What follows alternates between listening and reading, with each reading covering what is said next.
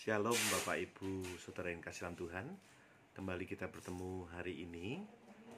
Saya ingin melanjutkan hari-hari kita, biar firman Tuhan ini menguatkan setiap kita. Firman Tuhan berkata dalam Yohanes pasal 21 ayat yang ke-15 sampai yang ke-18. Demikian firman Tuhan. Sesudah sarapan, Yesus berkata kepada Simon Petrus, "Simon, anak Yohanes, apakah engkau mengasihi aku lebih daripada mereka ini?" kata Tuhan. Dan Petrus kepadanya, "Benar Tuhan, engkau tahu bahwa aku mengasihi engkau."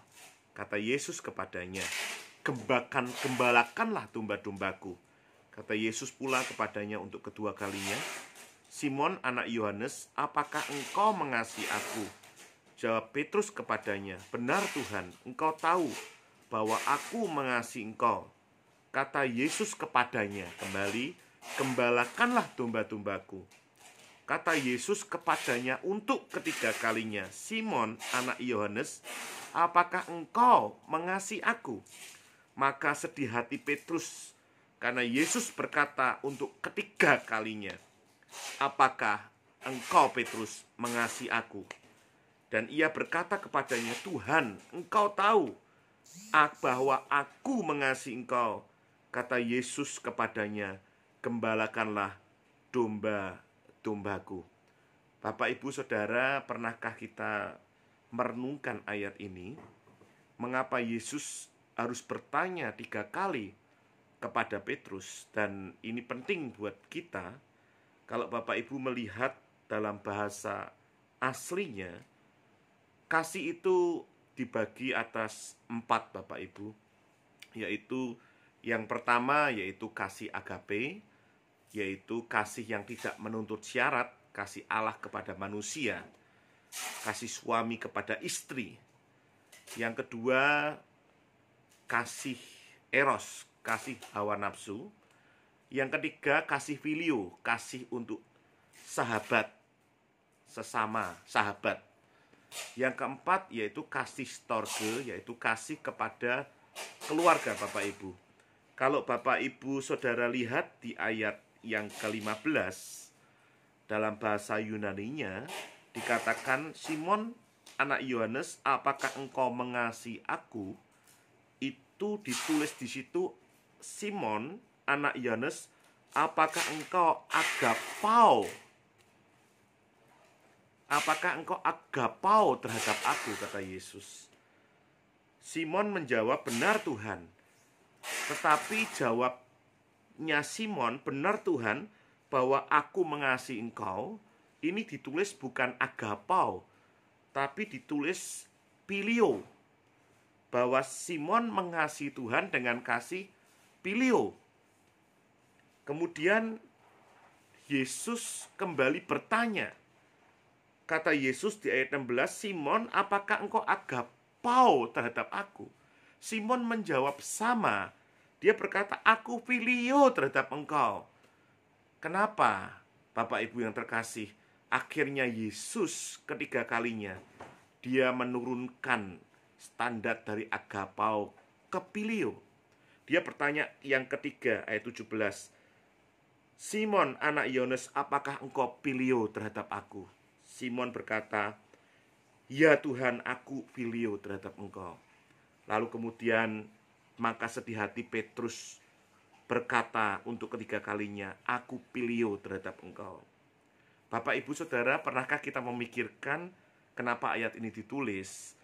Karena ada satu historis, ada cerita di balik itu, bagaimana Simon yang berkata bahwa dia hebat, dia berani mati untuk Yesus, tetapi dia ketika Bapak Ibu melihat di firman Tuhan, ayam berkokok, dia menyangkal 3 kali, Bapak Ibu.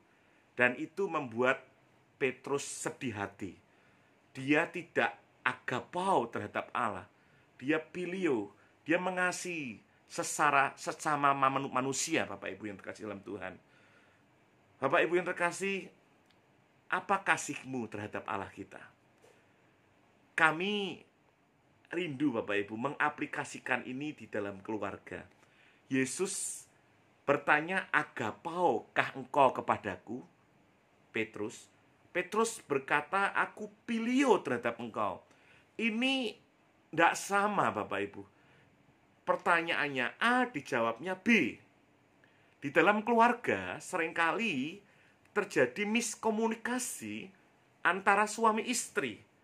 Suami maksudnya A, istri menangkapnya B. Demikian juga ketika istri maksudnya A, suami menangkapnya C. Terjadi banyak misunderstanding. Terjadi masalah pengertian di dalam komunikasi. Bapak Ibu yang terkasih dalam Tuhan, masalah utama dalam keluarga memang terjadi banyak masalah komunikasi. Bapak Ibu yang terkasih, majalah Redbook di Amerika itu meneliti 710 penyuluh pernikahan. Dan yang terjadi memang 10 masalah di dalam pernikahan itu. Yang pertama yaitu rusaknya komunikasi keluarga. Komunikasi tidak nyambung.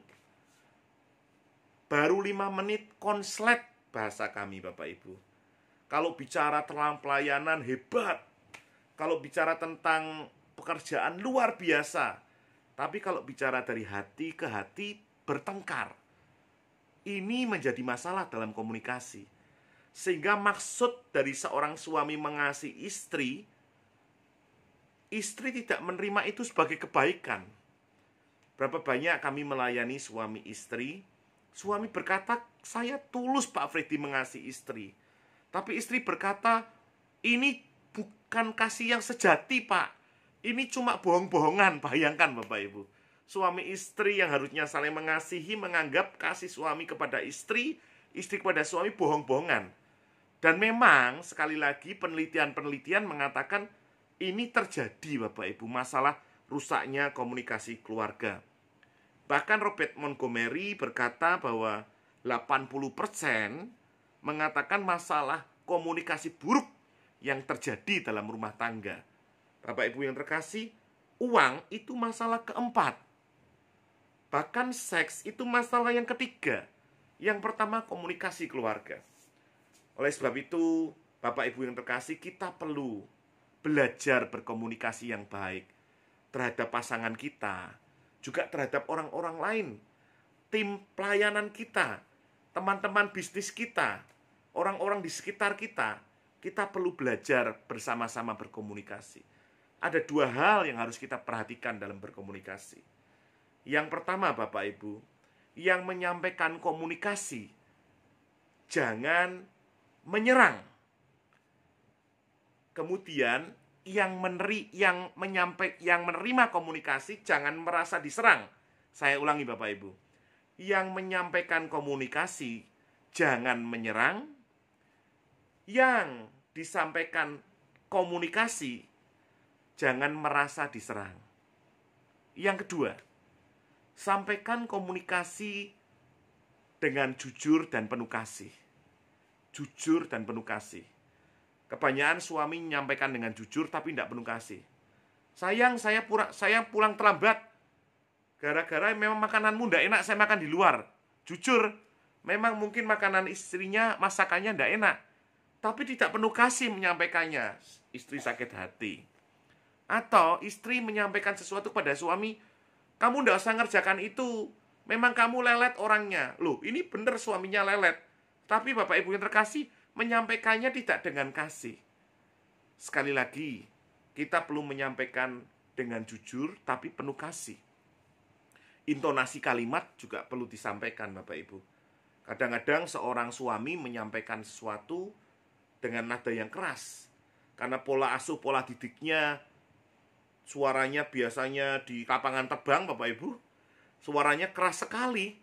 Dan itu membuat istri kaget. Atau sebaliknya, istri dengan pola asuh, pola didik yang suara intonasi keras, kemudian suaminya menerima sebagai sesuatu yang menyakitkan. Hari ini kita belajar, mari berkomunikasi dengan baik suami istri. kita akan menuai hasilnya ketika kita berkomunikasi dengan baik. Tuhan Yesus memberkati Bapak Ibu. Sampai ketemu berikutnya. Haleluya.